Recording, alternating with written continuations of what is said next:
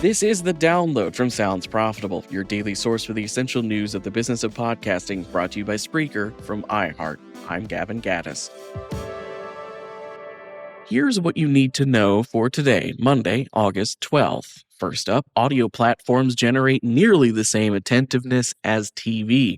Attentiveness measurement firm Adelaide, which first showed interest in podcast measurement back at Podcast Upfronts, has published their 2024 Outcomes Guide. Key findings include the fact that not all impressions are created equal. To achieve the same attentiveness of $1,000 spent on AM/FM radio ads, one would have to spend $2,635 on Facebook. Podcasts only need $896 to reach that much of an attentive audience, boosted by the cheapest option being YouTube at $698, which YouTube being the largest distributor of podcasts is a help for us as an industry.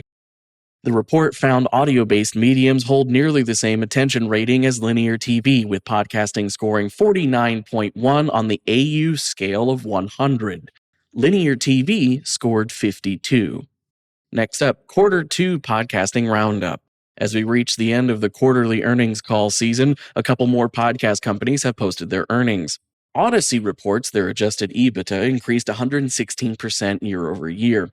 Total revenue declined 3%, but digital revenues are up 12%. Meanwhile, The Hollywood Reporter covers iHeartMedia's Q2 results, including the podcast revenue increasing 8% year over year, reaching $104.5 million USD.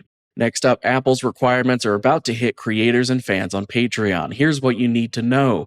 Hey, that's my line. Patreon CEO Jack Conte has posted a YouTube video explaining upcoming changes to the Apple App Store that will impact platforms like Patreon. Starting in November, all net new Patreon memberships made within the iOS app will be subjected to a 30% in-app purchase fee.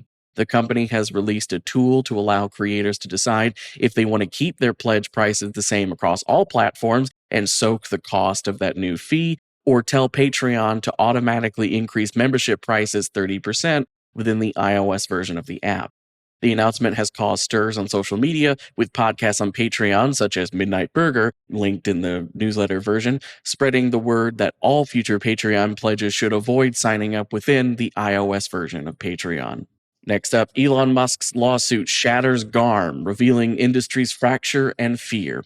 Last week, the Global Alliance of Responsible Media, GARM, a volunteer committee that set advertising industry standards for brand-safe content, dissolved in the face of an antitrust lawsuit filed by Elon Musk's platform X. The lawsuit, which has been cited as an example of a SLAPP lawsuit, that's SLAPP, strategic lawsuit against public participation, has backfired as Musk's platform has become even more of an advertising persona non grata. As the media leader reports, suing GARM has made X even less enticing of a platform to run ads on for many companies.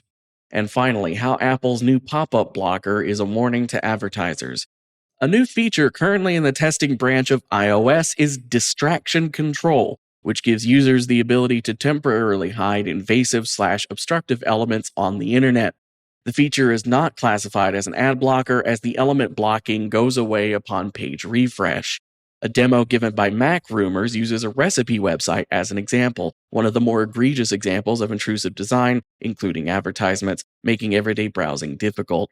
Podcasting, by nature, is future-proofed against such tools, as advertising breaks within podcasts are, generally, built into natural breaks in content and cannot be overlapped in the same way some platforms, such as digital, present ads. As for the rest of the news, Bumper has released their podcast dashboard of aggregated performance metrics. Headliner and Sounds Profitable are partnering to create an infographic highlighting the sub-industry of paid podcast promotion. Submissions are now open to send in companies for the first edition of the paid podcast promotion landscape. The Trade Desk claims UID2 has reached critical mass. The alternative ID has been adopted by several large names in the podcasting space, including Magellan AI and Pandora. E.B. Moss shares the surprising way podcasts connect with listeners in How Podcasting Leads to Love, and why brands are paying special focus to the Paralympic Games. Be sure to check out the links to every article mentioned right in your podcast listening app or at soundsprofitable.com, where you can also subscribe to the newsletter version. The download is written and produced by Newton Shuttlecotti, myself, Brian Barletta, and Tom Webster. This episode is hosted on Spreaker. For Sounds Profitable, I'm Gavin Gaddis. Download us again tomorrow.